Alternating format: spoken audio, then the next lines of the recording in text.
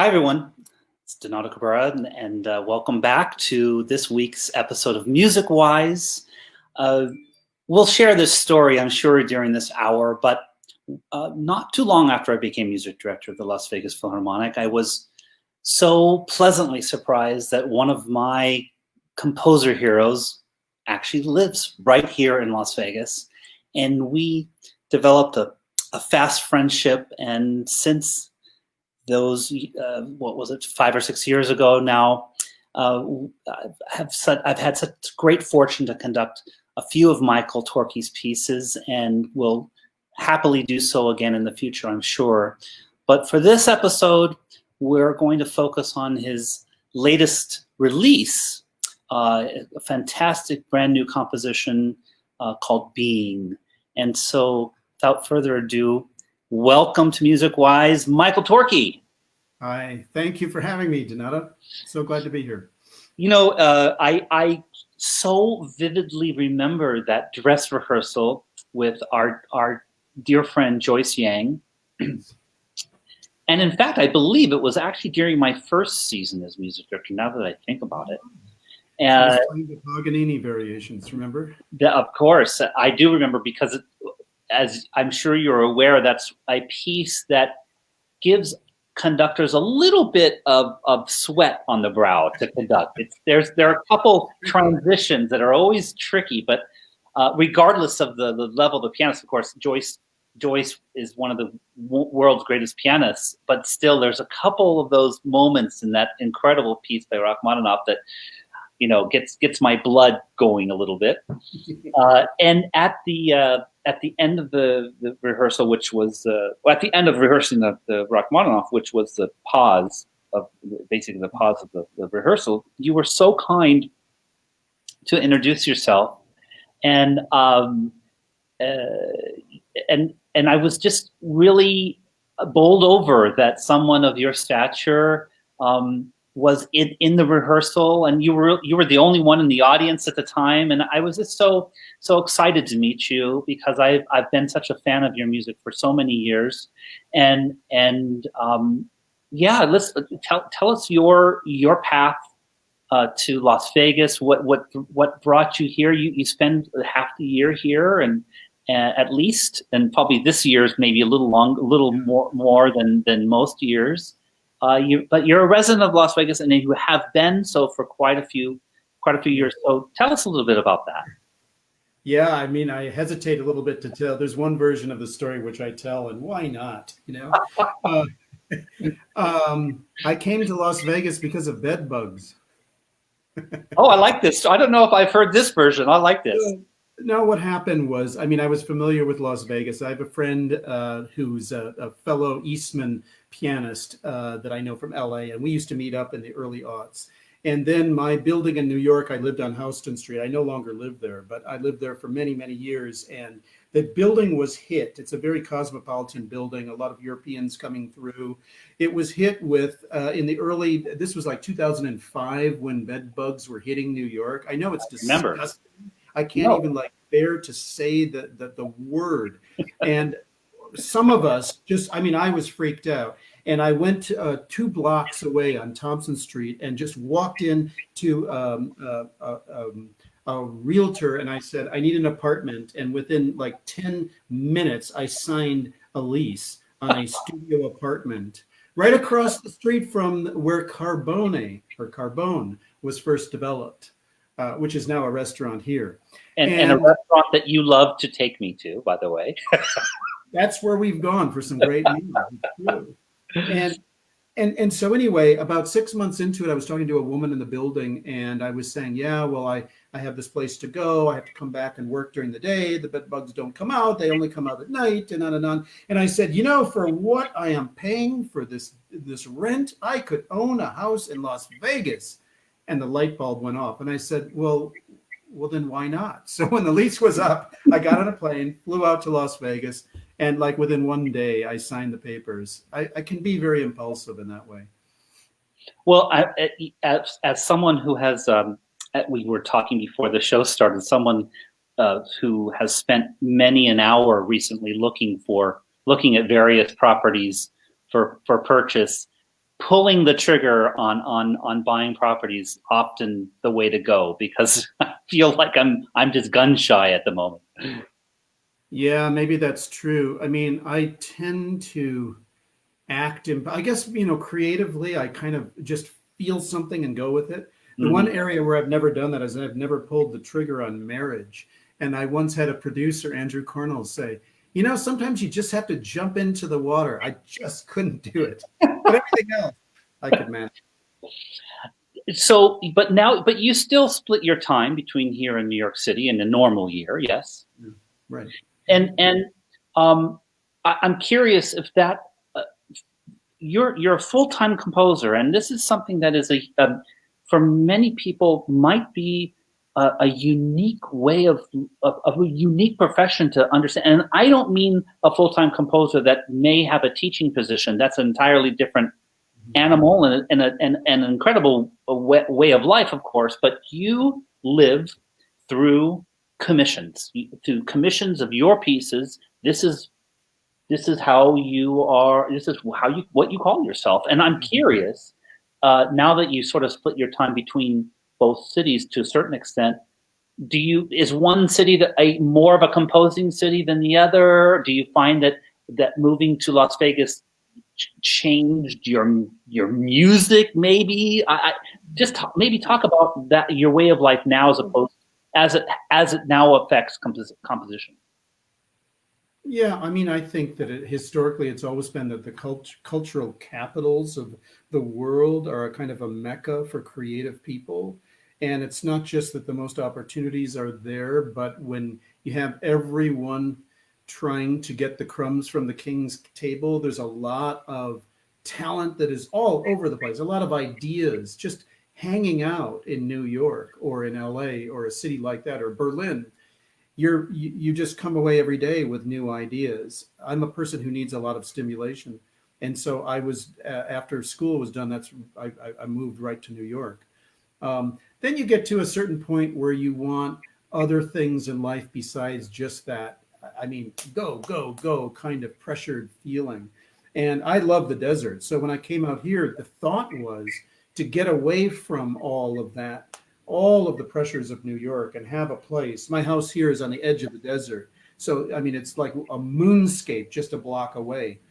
And so that kind of is what happened. But, Las Vegas has its own stimulation, very different kind from New York. And I found that I was thriving on that just as much.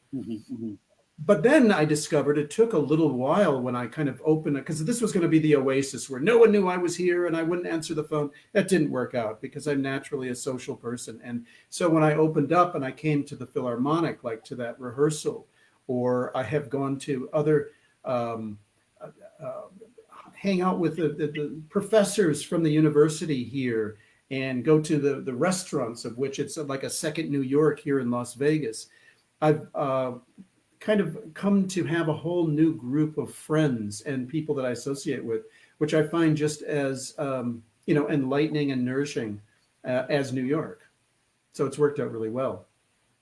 I want to focus, of course, on this newest release, but I do want to just touch upon a little bit about the transformation, the evolution, the journey that you've taken to being the newest, the release. May not be of course, the latest composition you've had, but well, I could talk about that a little bit vis-a-vis what you had asked me before about making a living as a composer. I mean, one way to think about it in a real simple terms is with a composition or any for us, it's composing, it's our pieces. There's what we call front-end income, which would be like someone commissions us, or back-end income, which would be royalties. And at the beginning of my career, there were commissions that sustained me, and I was very grateful and lucky for that. The royalties were far and few between. I'm hearing music. Sorry, that was my fault. And maybe I'm boring. Maybe I should move along a little faster. No, not at all. I just wanted to make sure things were as they should be. But anyway, no. Yeah, and so So then the ultimate goal, besides making a living as a composer, which is a goal that I've always pursued and kept up in 35 years, is can you make the royalty stream strong enough so that you don't have to worry about hustle for or be pressured by commissions? Because commissions always tell you who you're writing for and what it should kind of be about, even in the loosest sense. Just write us anything, but it's got to be 16 minutes. It has to be celebratory. We got to do it not next year, but the following season. And then we own the rights for the recording. Oh, you have your own label, but no, we have another label we want to go with. And so my goal in my career, and it's just starting to happen now, and Being is the first purest example of this, is that the royalty stream said, I can take a year and write a piece that's completely impractical. Maybe it'll never be performed by anyone, but I'll get my musician friends from New York to record it. We will release this, and it'll be a creative statement of my vision of whatever that is. We can talk about that. And no one is going to tell me what to do. And that's how this came about. I mean, in some ways, it's like a full circle, of course, because when you first start composing, even after school, you're still writing the pieces that are, based on pure inspiration to a certain, even if it's a commission. And then you get into that world of, well, we need a concert opener and it can only be double winds and all those things that you've just mentioned that are indeed a little handcuffs here and there. And so I'm curious then, indeed, that this new piece Being is sort of a coming around to the way of composing that you've probably imagined probably what you did at the very beginning. Yeah, I think so. And I mean, that is always the goal, is that you have an idea and you want to realize the idea. And then if you're clever, you can have commissions kind of support that idea, and you talk the commissioners into your idea and all of that. But still, there are other things besides just the aesthetic issues. There are kinds of legal issues and rights that can handcuff whether a piece gets played by this group or that, because, well, we have exclusivity and no one else can do it. And all of these things, which can be very stressful. To me, this was a dream project because there was no one influencing any. And the other thing about it that was kind of pure was there's this producer, Silas Brown, who produced this album and several before that. He and I kind of saw the intended vision of this, which we can talk about. And we were so much on the same page that building this recording together was the kind of collaboration that you dream about, of just mutual respect going back and forth. I mean, we had just agreed on, we're very different musicians, but we tended to agree on how to mix it, how to edit it, what lines to bring out. I mean, that might sound like, well, isn't there just one line to bring out? But a lot of recording is very subjective. How you use reverb. You could get into fist fights with producers about reverb. And he and I just worked together really well. And that was a good feeling, especially during COVID. We worked hardest in May, June, and July. And we could put his studio, his board, through something called Clean Feed, something like a platform we're on, but it's high fidelity. So I could hear in my headphones exactly what he was hearing in his studio in New Rochelle, New York, even though I was here in Las Vegas. That is absolute. What a gift, where we are in today's world of technology, that you that couldn't have been done probably 5 years ago, let alone. That's right. When you first started out. Yeah. And then there was another thing I could point to, that part of the vision of this was to use certain influences whose rhythms are really tricky and really hard for, I mean, I don't care whether you're a classical musician, a jazz musician, or a pop musician, the rhythms are hard. And there is this idea, if every musician can be on its own track, then you have a little bit more flexibility to edit. And so what we did is we put people in isolation booths to make sure that only their part would appear on the track. And then we kind of assembled and edited later on, which eerily looked forward to the land of COVID, where the only way that now you can do things, well, I mean, now we're moving into sitting 10 feet apart, but for a while, you could just record people in their homes. And the second album that we're doing with this kind of music, we have already begun recording with, I mean, we had good musicians on Bing. Now the best musicians in the world who are all furloughed from the Metropolitan Opera Orchestra, the New York Philharmonic, they're all eager to work. So it's a bonanza of talent. It is indeed. You know, it also, I'm wondering if this sort of process harkens back for you, it certainly does for me, to the philosophy and the goals that Glenn Gould had when he started recording, exclusively recording, and he quit his performing career, and of course back then it was analog until the very end of his life, where he recorded digitally, the final recording of Goldberg Variations. But does that ring any bells to you? Yeah, well, I am sympathetic. This idea that you know how you want music to sound, and there are all these things that get in the way. And for him, maybe he was disenchanted with having to perform live. I don't know the whole story about Glenn Gould, but he felt that he could make his statement just working alone in the studio. And yeah, in that way, it kind of chimes with my wanting to do this particular kind of music that would be a little bit difficult to just sight read with the whole band playing in the same room. Okay, so let's talk about being. Actually, let's do this. Let's listen to the first. Unless you want to lead us into this at all, maybe we should just listen to the first movement, and then I'll talk more. Yeah. Okay.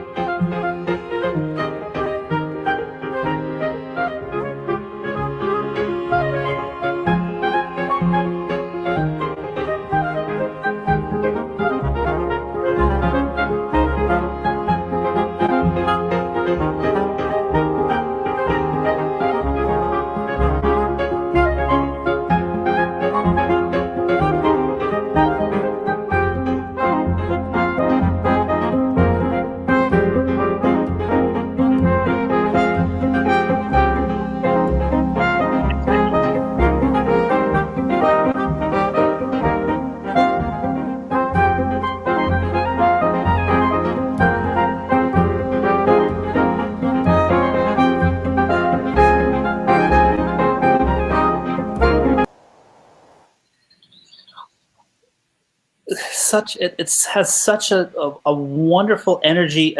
There is something that, of course, I that's your signature in it. But there's talk to us a little bit about, first of all, the choice of instruments and the impetus behind the piece itself.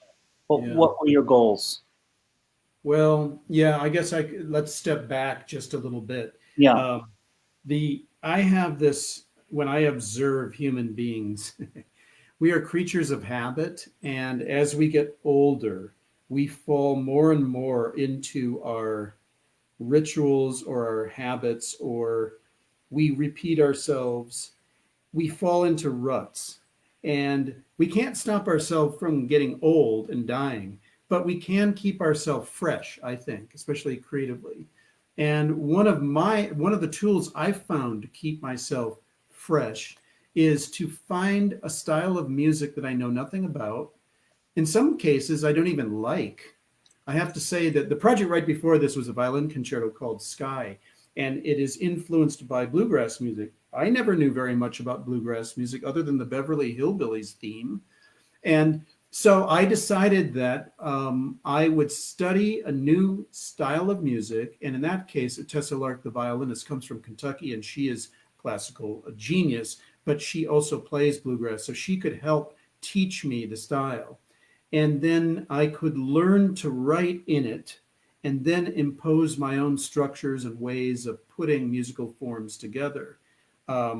And what I learned in that process is, even if I don't fully understand a new form, I mean, I'm no expert on bluegrass, even after all that study, but it's almost a kind of a misinterpretation of a style that brings about something new, and hopefully a fresh look, say for a violin concerto, of an old form. Mm-hmm. I mean, I was helped along by Tessa, because she could whip out her violin and play what I had written, and then say, oh, but that works much better, and oh, don't do that, and here are the string crossings that works better on banjo than it does on violin. So she really was my guide there. When that was finished, and we had a great time working together, I thought, well, let's pick another style. I mean, here we are, the mecca of clubs, Las Vegas, where they have EDM, electronic dance music. Believe it or not, I've never stepped foot in one of those clubs, even though this piece, Being, owes its influence, its seed, is a branch of electronic dance music called progressive house, which I knew nothing about, stumbled upon it on the internet. And I started listening, I started transcribing it, I started learning the shapes, and learned to write in that style. And then I imposed my own forms. You hear all that counterpoint in the woodwinds. You would never hear that in any kind of a progressive house or any house music at all. So that's all me. But you could probably hear in that excerpt we listened to, that F minor going to the D flat major 7 and then to the E flat sus. These are like really cheap, kind of like everyday run of the mill pop chords. Like, who would ever want to use? And I was thinking, isn't that great? It's just this really kind of boring harmony, but what can I do with it to make it come alive? And you often hear that in house music. Sometimes you don't hear any harmony at all, or just the suggestion of a harmony. But if you do, it's usually some really boring progression. But I like that. I think that that's a really we're too complicated in life. We have too many complicated chords. Use simple chords, I thought.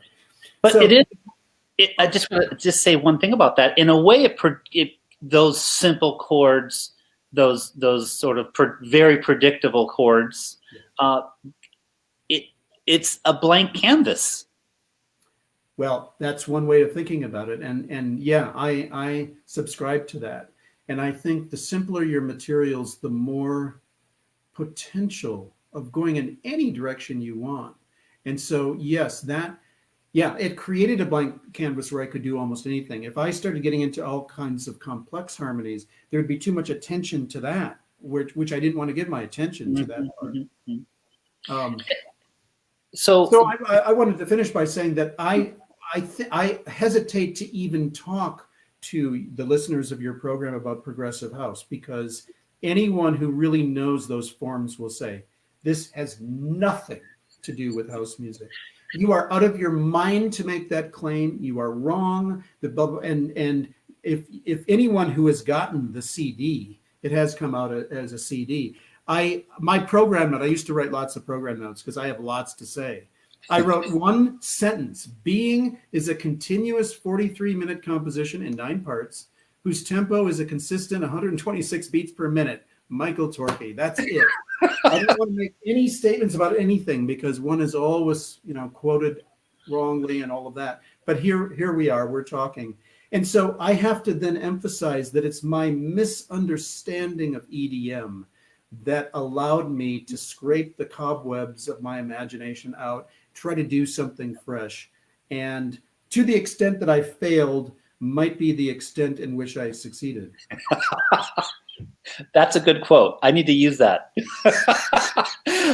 But in a sense, though, Michael, I would argue that isn't this what composers have been doing in Yes. one way or another all along? Sure. I mean, if you look at someone like Bach, he was the great synthesizer, taking Italian styles, taking other German and French styles, and bringing it all together. And then in the end, he did it better than so many of those Italian, I would argue, every one of those Italian and French composers. He emerged as the king, as the great synthesizer.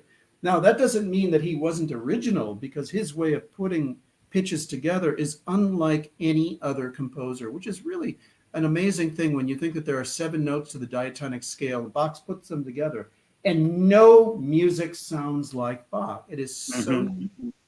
I still, it's a mystery why that music should work so well. I remember, Michael, when you were in the midst of studying bluegrass music, transcribing bluegrass music, and turning it into that incredible violin concerto that you wrote for Tessa. And I think the same could be said for Being in that synthesis of taking in this new style, whether it be bluegrass or EDM, progressive house music, that you can't help. You are a creative person, and it's interesting that the first thing you mentioned about Being is that it was this impression using progressive house music of humans in a rut, and how we can still be creative and constantly reinvent ourselves, and using this form as an example. Yeah, and I mean, the other thing I could talk about is that we always had natural instruments in the world. A flute you blow in, a string you draw the bow across. And along 60, 70 years ago, we invented new sounds, electronic sounds. And on the one hand, everyone was really excited. We have all these new sounds. And then on the other hand, everyone was saying, these are going to take the place of humans. Oh boy, this is the end of the world. In reality, if you look back at that history of electronic music, at its core, it was really trying to imitate the natural sounds in the end, even though it said, this is all different. And so my idea is to take live musicians and imitate electronic sounds. So it's just the opposite. I've come full circle. But like the game of telephone, you don't come back to the starting point. Because as you do these translations, or what I would even call mistranslations, you lose something, but something is gained. And that was kind of the conceptual idea behind Being. These were all electronic sounds that I said, I think humans should play this stuff. And so you don't hear any percussion. There's always drum beats in electro. And I decided that I would assign all of the so-called drum beats that you would hear to like pizzicato in the strings, or all of those non-pitched events in electronic music now have pitches. And that, of course, creates a whole other kind of musical world by doing that kind of thing. I think your answer, I encourage our viewers to comment and ask questions. And in essence, you are answering this question. How do you hear this music in your head? And I think that we are answering that question. It's music. You're using, in essence, you've used a form of music to inspire you to create something entirely your own and something new. So getting back to one of my first questions when after this, and we'll go on to the second movement. But so, what was your impetus in the music choice of instruments? Oh, you're right. Well, I knew we would be going into a recording studio, so the idea of, I'll hire an orchestra of 70 players, that would be really, just so prohibitively expensive. But then the idea that because I knew there was a lot of counterpoint, I couldn't just have like a string trio. And so I kind of just thought of, it isn't quite, the London Sinfonietta, that their idea was one of every instrument. It wasn't quite like that. I just said, well, okay, I want 5 strings. So you have a string quartet and a bass. I knew I wanted 2 pianos and 2 marimbas, because then they could have interlocking patterns, a lot of what Steve Reich does. And then I wanted woodwinds, which I had 2 soprano saxes, but other than that, it's very classical.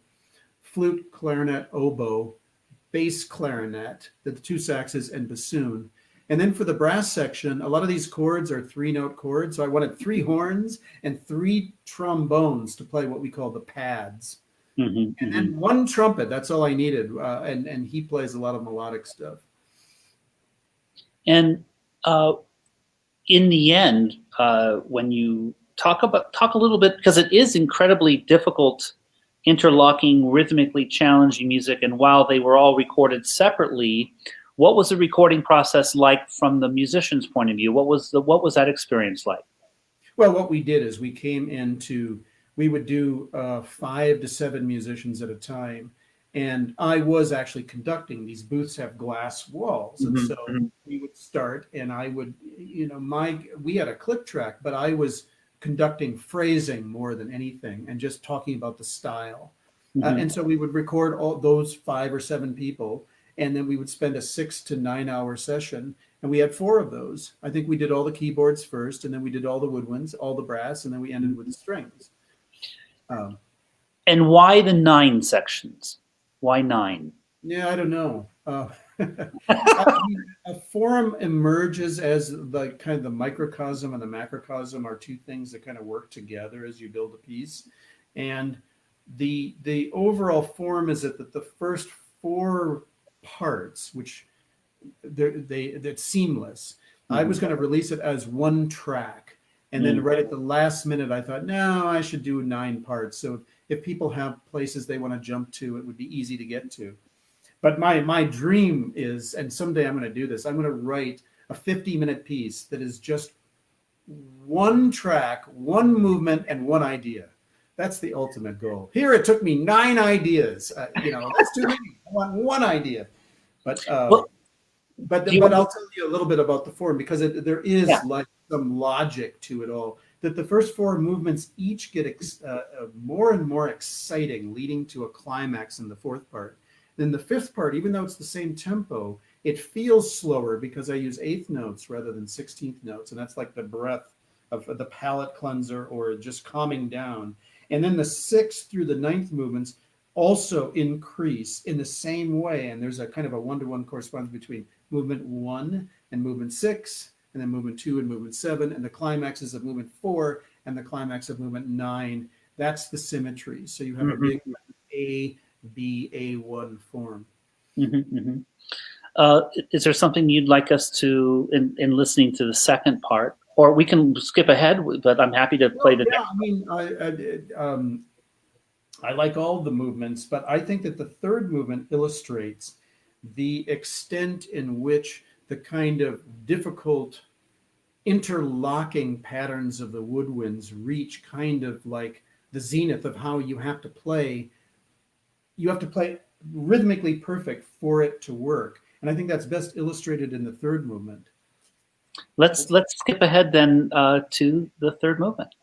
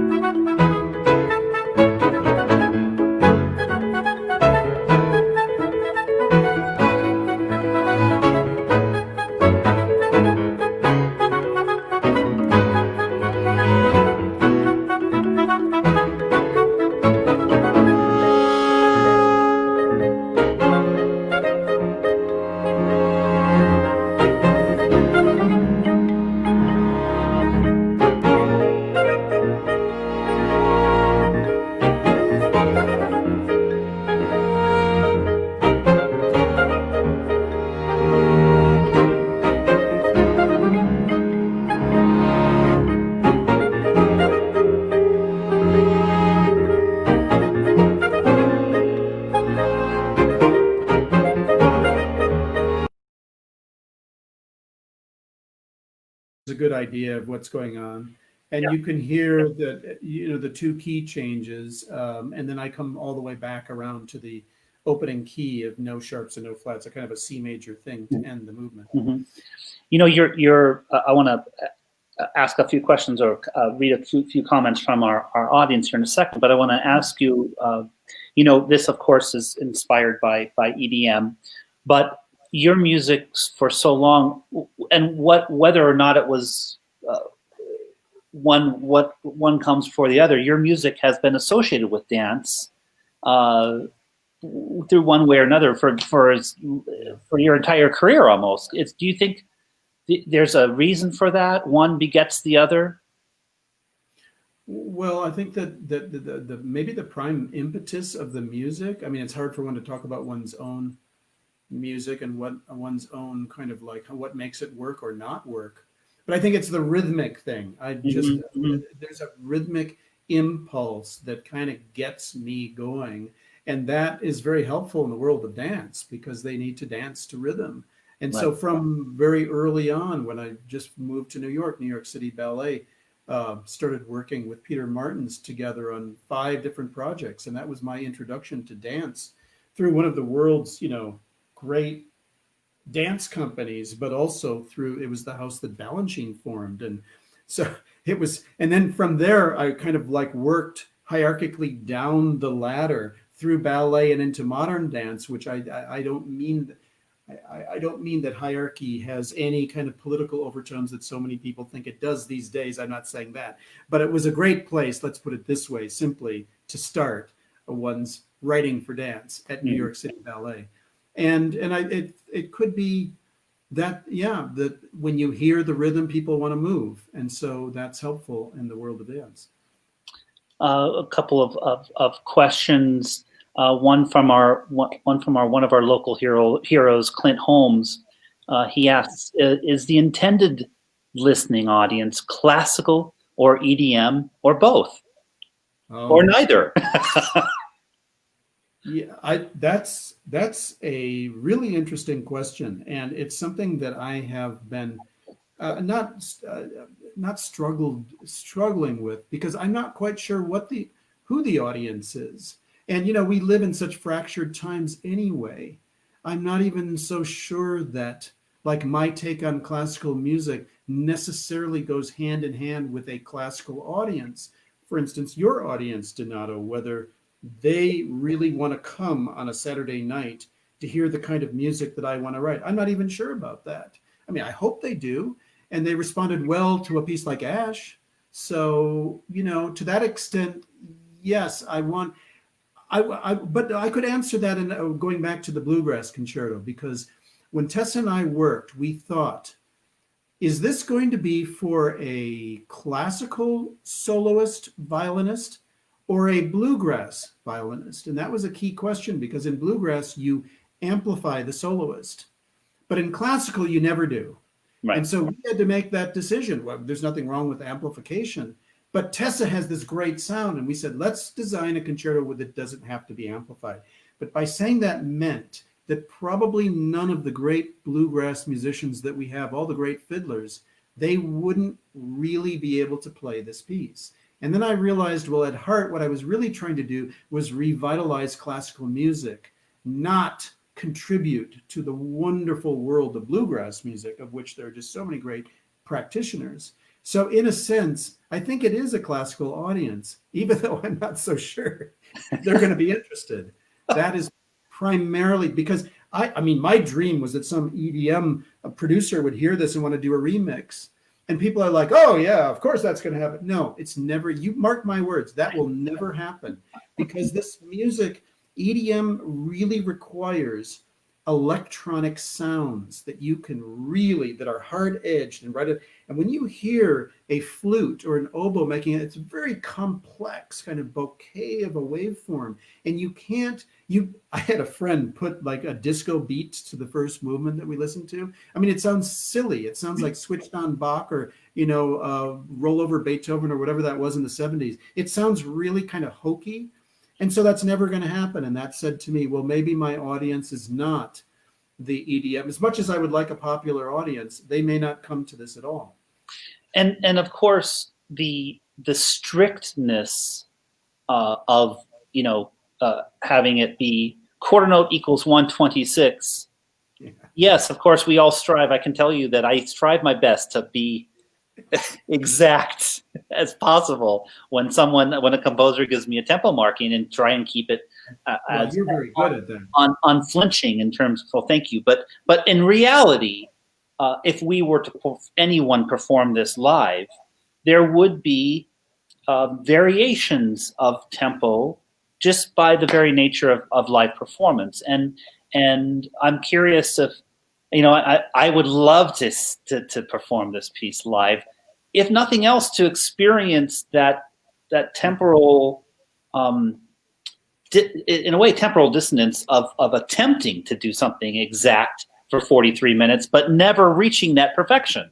Yeah, and that would be interesting, and that would probably be something, the aspirational in life. It makes life so beautiful. So what if a particular live performance isn't exact?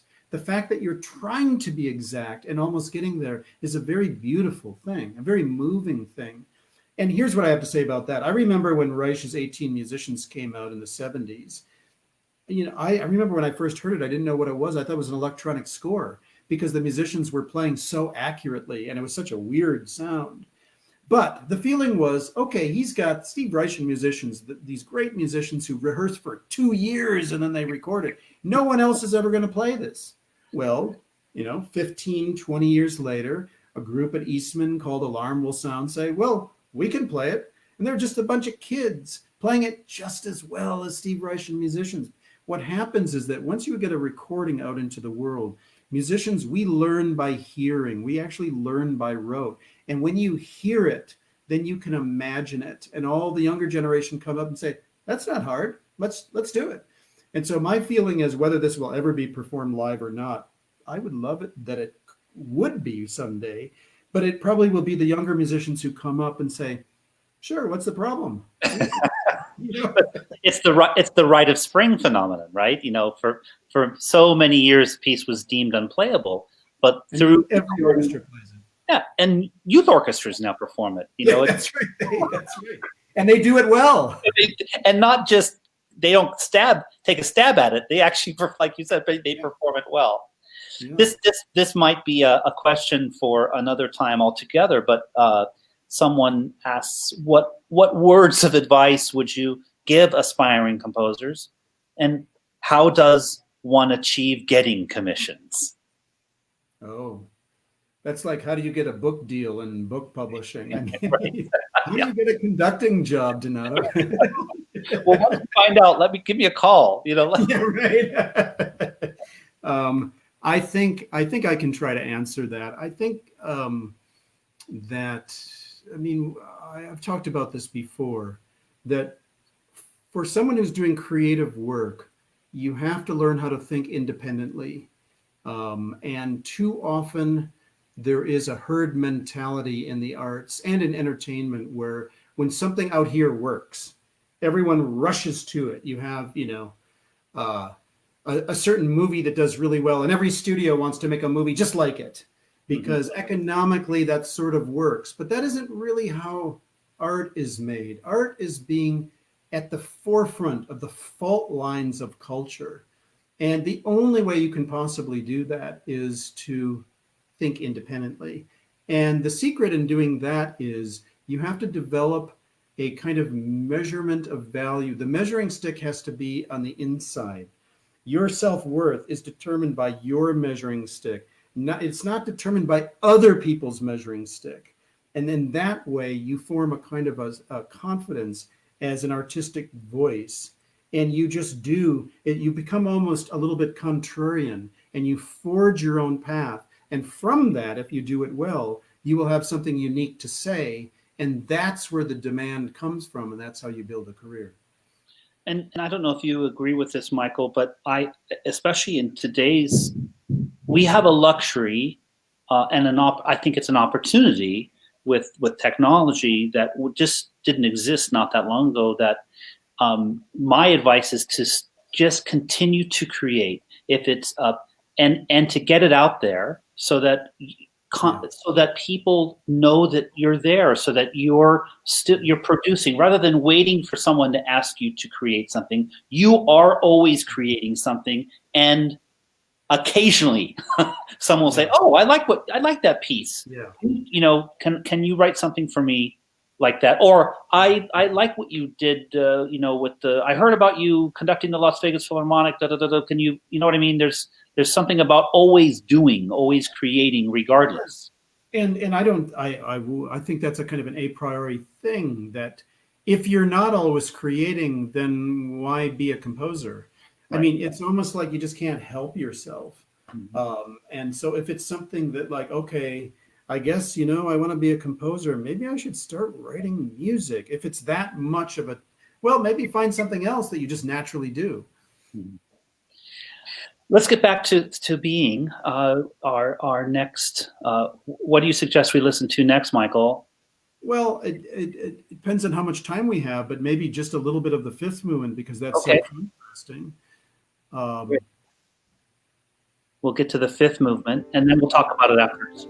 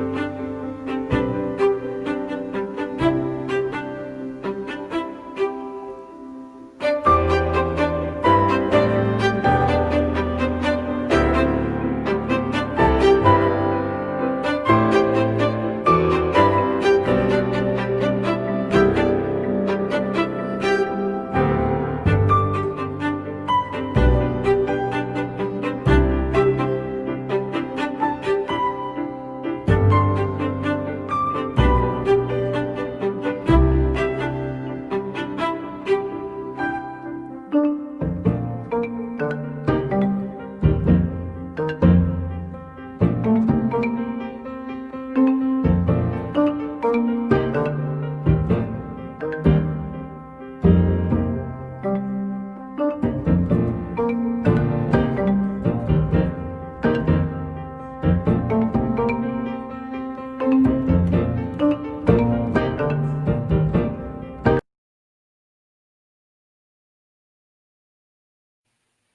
my. There we go.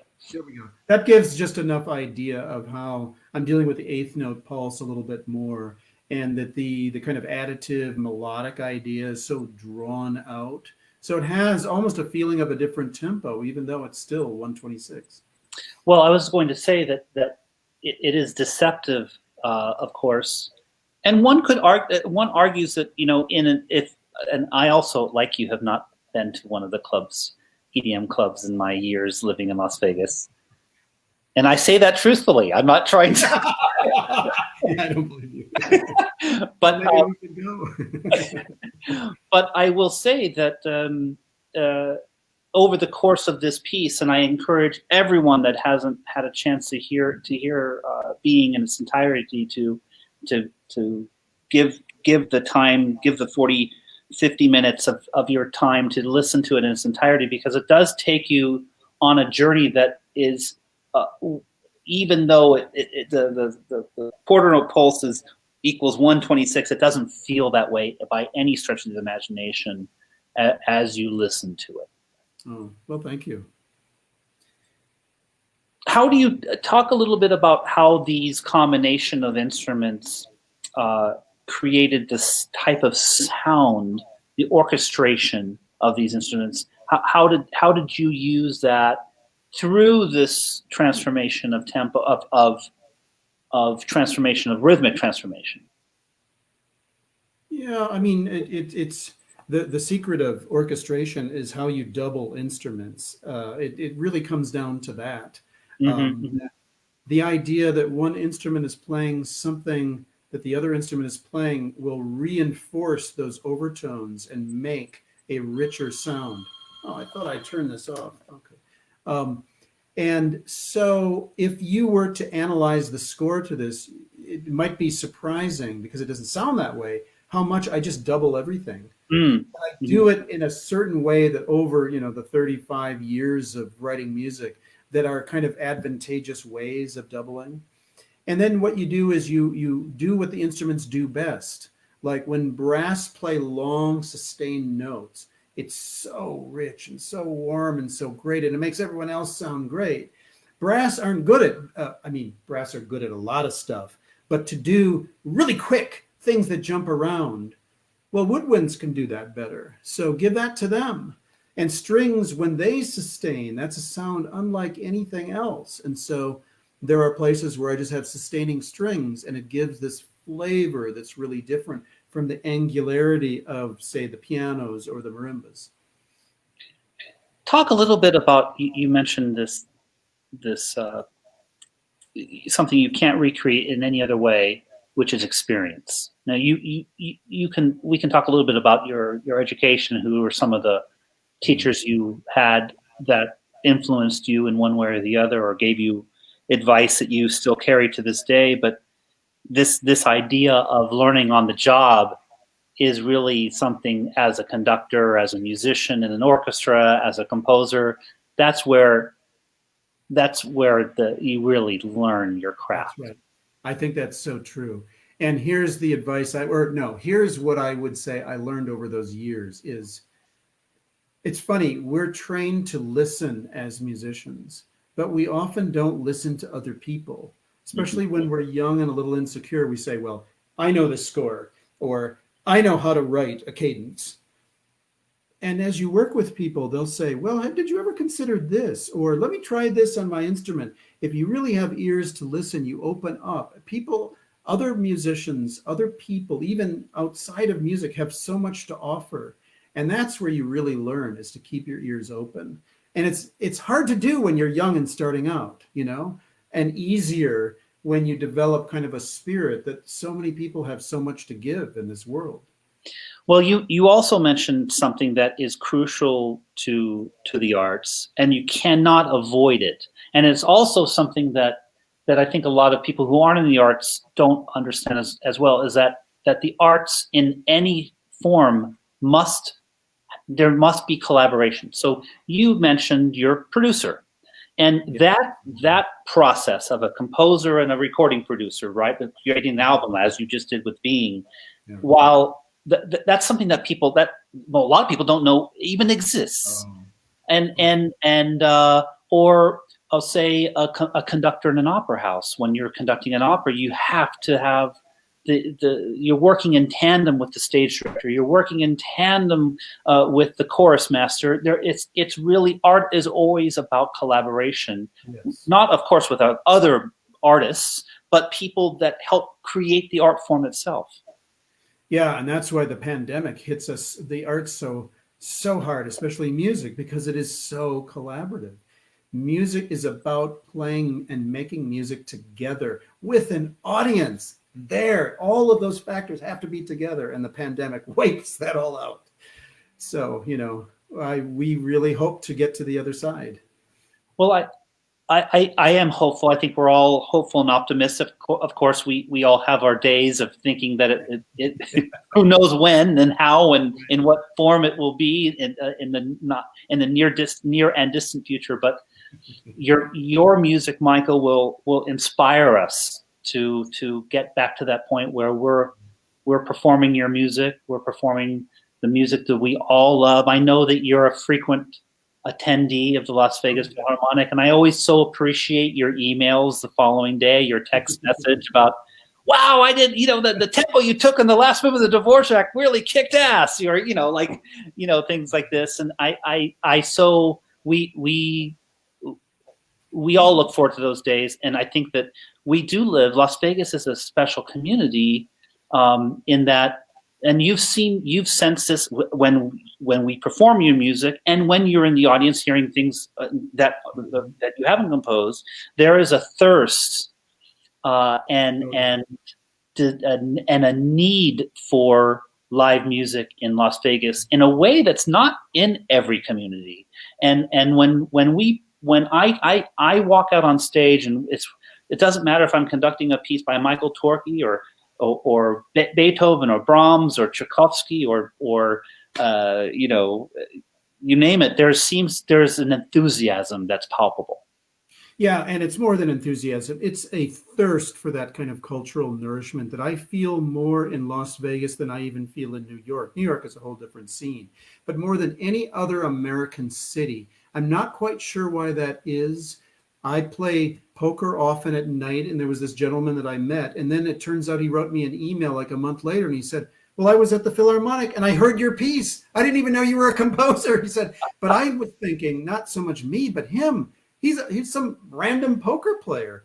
But he's like, oh, no, I wouldn't miss the Philharmonic. It's so important to this community. I swear you could have twice as many concerts, twice as many weekends, and you would still fill the house. And I think you should do it because people here want it.